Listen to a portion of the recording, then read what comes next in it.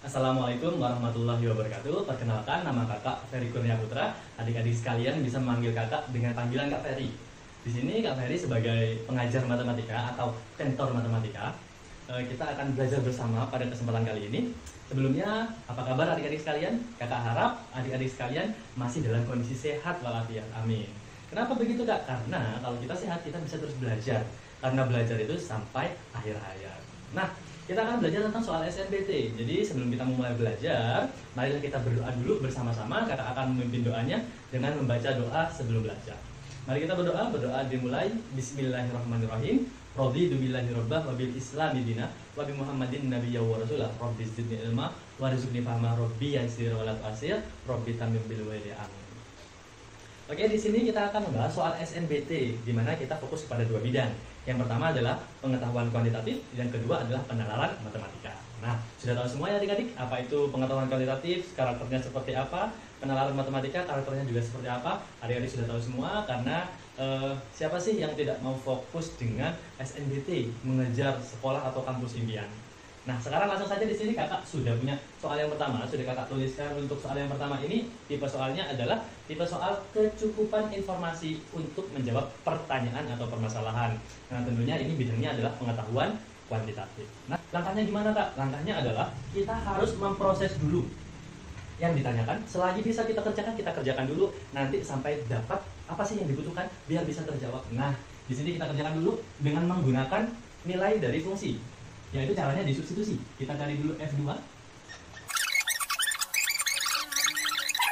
Nah, selanjutnya diapakan nggak? Karena yang diminta adalah nilai dari hasil perkaliannya, kita kalikan. F2 dikali dengan G2. Oke, hasilnya berapa? Berarti untuk F2 sendiri itu adalah 2 plus A, sedangkan untuk G2 sendiri adalah 4B dikurangi 3. Oke. Nah, sebenarnya dari sini kita sudah bisa mengerjakan dengan cara mencoba-coba, tapi kita di sini mau menggunakan konsep yang matang sehingga perlu kita operasikan dulu. 2 dikali 4B dengan cara distributif atau kali pelangi, jadi sampai sini ada yang ditanyakan? Oke, paham ya? Lanjut. Nah, kita perhatikan untuk 8B dan 4AB sama-sama memiliki 4B, maka 4B-nya kita keluarkan. Kalau 4B-nya dikeluarkan sisa berapa? Bagus, 2. 4B-nya dikeluarkan sisa berapa? Sisa A. Oke.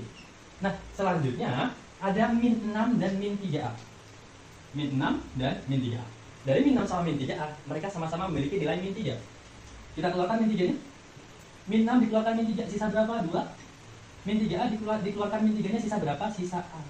Nah, kalau sekarang kelihatan sama-sama memiliki 2 plus A, berarti kita keluarkan 2 plus A-nya.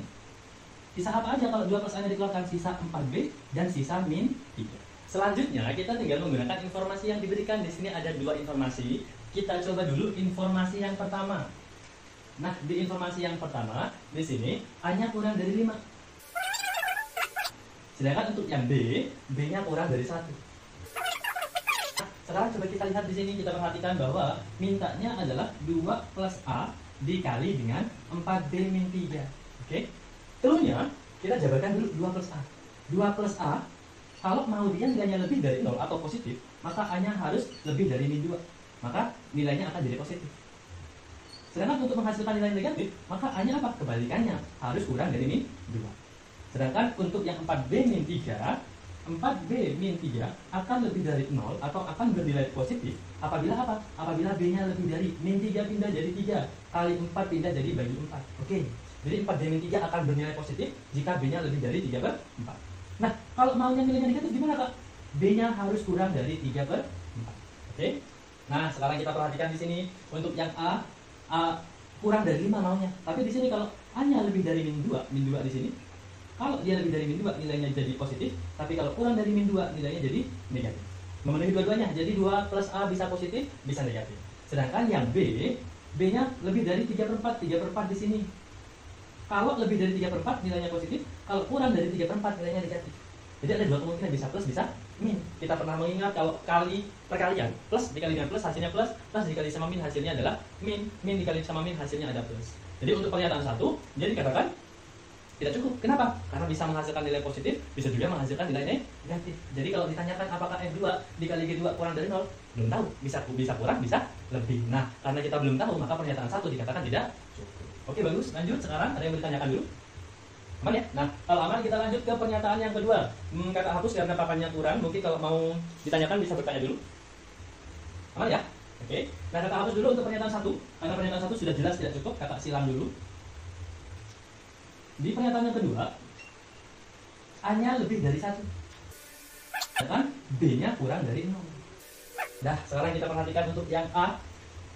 Ini 1, min 2 ada di sini adik-adik. Oke. Kakak ganti dengan warna hitam dulu. Min 2 ada di sini. Nah, kira-kira untuk yang pernyataan kedua, A-nya memenuhi yang mana?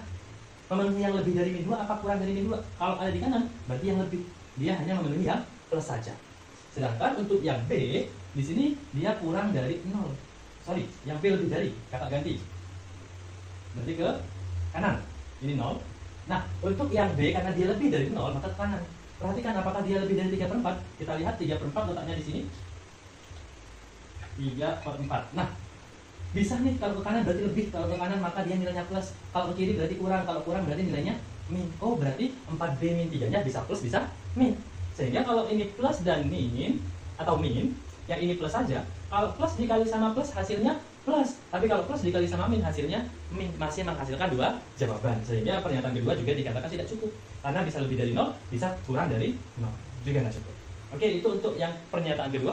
Ada yang mau ditanyakan? Aman ya? Oke. Kalau aman kita langsung ke pernyataan yang terakhir. Pernyataan 1 dan 2 sekaligus. Nah, untuk pernyataan 1 dan 2 kita gabung dengan menggunakan garis bilangan lagi. A-nya dari 1 sampai 5. Sedangkan B-nya dari 0 sampai 1. 0 sampai 1. Nah, ini untuk B. Nah, sekarang kita perhatikan kalau A-nya dari 1 sampai 5, min 2 ada di sini, maka cuma ada di kanannya aja. Yang berlaku cuma yang lebih dari, berarti nilainya nanti positif. Oke ya, karena min 2 di sini ternyata intervalnya ada di sebelah kanan, maka pakai yang lebih saja. Sedangkan untuk yang B, 3/4 di mana Kak? 3/4 ada di antara 0 dan 1. 3/4. Nah, sehingga untuk B-nya sendiri berlaku apa? Bisa di kanan, bisa di kiri. Kalau di kanan lebih dari nilainya plus, kalau di kiri kurang dari nilainya min. Oh, ternyata B-nya bisa plus, bisa min. Nah, sama seperti yang pernyataan 2 tadi. Kalau plus dan min, maka nggak cukup, karena hasil perkaliannya bisa positif, bisa negatif. Nah, dari sini sudah bisa kita simpulkan, ternyata pernyataan 1 dan 2 bersama-sama saja sudah tidak cukup untuk menjawab. Sehingga bisa kita jawab sendiri, berdasarkan opsi pernyataan 1 dan 2 tidak cukup untuk menjawab pertanyaan yang ada pada soal. Sudah, itu selesai untuk pernyataan untuk soal nomor 1 tentang pengetahuan kuantitatif. Ada yang mau ditanyakan adik-adik? Oke, kalau tidak ada yang mau ditanyakan, kita lanjut untuk soal yang kedua. Nah, oke, sekarang kita lanjut untuk soal yang kedua. Ini soalnya sudah kakak tuliskan di papan. Nah, ini adalah soal penalaran matematika, di mana kita menentukan berapa banyak pernyataan yang bernilai benar. Agar kita tidak terkecoh, maka kita harus menyalin datanya dulu. Karena di sini ada median. Kalau ada median, berarti kita harus urutkan dulu dari data yang paling kecil ke yang paling besar. Kita tuliskan kembali. Di sini data yang paling kecil adalah 3. Kalau datanya sudah urut, kita sudah menghindari kekeliruan atau soal jebakan ya, hitungannya di sini karena datanya tidak urut. Nah, sudah, kalau sudah urut, yang kita lakukan adalah meng-cross check pernyataan yang ada pada soal. Pernyataan 1 ada modus, pernyataan 2 ada median, pernyataan keempat ada jangkauan. Kita fokus ke 3 poin itu. Tapi disesuaikan dengan apa yang ada. Kenapa? Kalau kita cari semuanya, namanya membuang waktu. Jadi, karena di sini kita terbatas waktu, jadi carilah yang dibutuhkan. Pertama, modus dulu. Modus A dan B. Ingat, modus itu apa? Modus adalah data yang paling sering muncul. Di sini kita lihat kelas A, yang paling banyak muncul, kalau yang A itu adalah 9. Banyak novelnya 9. Sedangkan untuk kelas B, siswanya juga yang paling banyak adalah 9. Berapa modusnya? 6. Oke ya. Jadi, banyak novel kelas A itu paling banyak 9, munculnya 9 kali. Kalau yang kelas B, banyak novelnya 6, munculnya juga 9 kali. Sehingga, untuk pernyataan 1, modus dari B itu sama dengan 6, modus dari A itu sama dengan 9. Apakah modus B lebih dari modus A? Jawabannya adalah salah. Kenapa? Karena 6 tidak lebih besar daripada 9. Bisa kita coba. Lanjut untuk pernyataan yang kedua. Median B kurang dari modus B. Modus B sudah kita cari. Modus B sama dengan 6. Sekarang tinggal mediannya saja. Untuk mencari median, median itu adalah nilai tengah. Jadi rumusnya adalah median dari B sama dengan banyak data yang ada di B. Totalnya kita jumlahkan dulu. 7 tambah 8, 15, tambah 9, 24, tambah 6, jadi 30. Karena genap, kita pakai rumus median yang genap. Median B sama dengan XN per 2 ditambah dengan XN per 2 plus 1 dibagi 2. Itu untuk mediannya. Nah, S ini apa Kak? S itu data. Data ke N per 2, karena N-nya 15, berarti bisa kita tuliskan data ke 15 ditambah data ke 16 dibagi 2. Data ke 15 gimana ngeceknya Kak? Karena ini yang dibahas adalah kelas B. Kita hitung frekuensi kelas B, ini 7 tambah 8 sudah 15. Oh, berarti nilainya 5 nih data yang ke 15. Ditambah data ke 16, berarti setelah ini apa? Berikutnya apa bilangannya? 6. Oh, berarti di sini 6 per 2. Hasilnya jadi 5 tambah 6 11 per 2, hasilnya adalah 5,5. Dan karena ada kita break dulu, habis itu kita lanjutkan, oke? Oke, kita lanjutkan. Di sini kita sudah mencari mediannya. Ternyata kita dapat median dari B adalah 5,5. Sedangkan modusnya adalah 6, adik-adik. Nah, lihat pernyataan kedua, apakah median dari B kurang dari modusnya B? Kita jawabannya apa? Benar, ternyata median dari B 5,5 itu kurang dari modusnya B 6. Jadi, untuk pernyataan kedua, dia bernilai benar. Sekarang kita lanjutkan untuk yang pernyataan 3. Nah, di sini yang diminta adalah modus dari A plus B. Apakah sama dengan 4 kali median A? Nah, kalau untuk pernyataan ketiga, kita bisa mencari dulu, atau kita bisa menggunakan penalaran kita, di mana kalau kita kerjakan mediannya, median dari A, jawabannya antara 3, 5, 6, 7, dan 9. Kita ambil saja yang paling kecil, misalkan 3. Misal, median A itu adalah 3, misalkan. Nah, kalau 4 kali dari median A, nilainya berapa? 12. Apakah mungkin modus dari A plus B itu adalah 12, sedangkan banyak datanya hanya ada 2, 3, 4, 5. Paling besar adalah 9. Sehingga pernyataan ketiga ini sangat mustahil terjadi. Nah, lanjut sekarang yang keempat. Nah, sebelum yang keempat ada yang mau ditanyakan dulu? Oke, kalau tidak ada, kita lanjut untuk yang keempat. Yang dibahas adalah jangkauan. Kita harus tahu rumus jangkauan adalah data paling besar dikurangi dengan data paling kecil.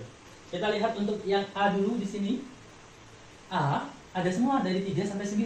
Maka paling besar jangkauan A itu adalah 9 dikurangi dengan 3. Hasilnya sama dengan 6. Sedangkan untuk jangkauan yang B, yang terakhir ini tidak ada, berarti paling kecil 3, paling besar berapa? 7. Nah, jadi maksnya 7 dikurangi minnya 3. Hasilnya adalah 4.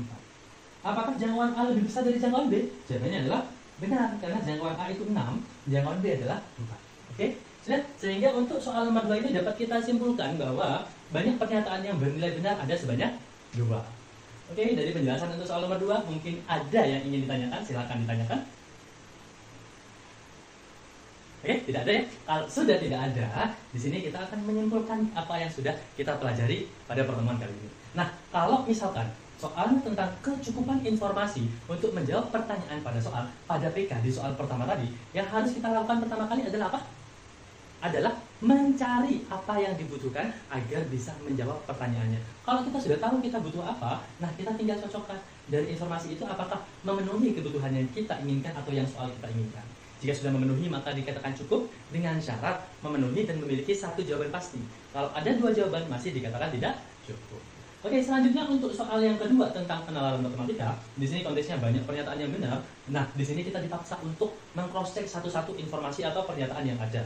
Hanya saja ada nanti pertanyaan yang seperti nomor 3 ini, kita nggak perlu cross-check, kita nggak perlu cari. Dengan cara bernalar, kita sudah tahu mediannya pasti antara 3, 5, 6, 7, dan 9. Kalau dikali 4, hasilnya sangat besar. Nilai paling kecilnya adalah 12. Sedangkan di sini tidak ada data 12, dan mustahil modusnya bernilai 12 karena datanya tidak ada. Nah, jadi seperti itu, perlu dipakai semua, dicari semua, di-cross-check semua. Hanya saja ada informasi atau pernyataan yang kita ngalah tanpa mencari, bisa diketahui kemustahilannya. Sehingga sudah jelas-jelas langsung bisa dikatakan salah. Oke ya?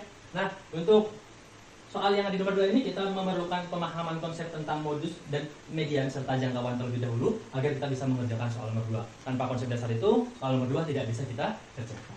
Sudah, mungkin itu saja. Sebelum kita akhiri, mungkin ada yang mau ditanyakan? Baik, karena sudah tidak ada, kita tutup pelajaran pada kesempatan kali ini dengan membaca doa menutup majelis bersama-sama. Di sini kakak pimpin kembali, kita berdoa, dipersilakan mulai. Bismillahirrahmanirrahim. Subhanakallahumma wa bihamdika asyhadu an la ilaha illa anta astaghfiruka wa atubu ilaik. Kurang lebihnya mohon maaf. Wassalamualaikum warahmatullahi wabarakatuh.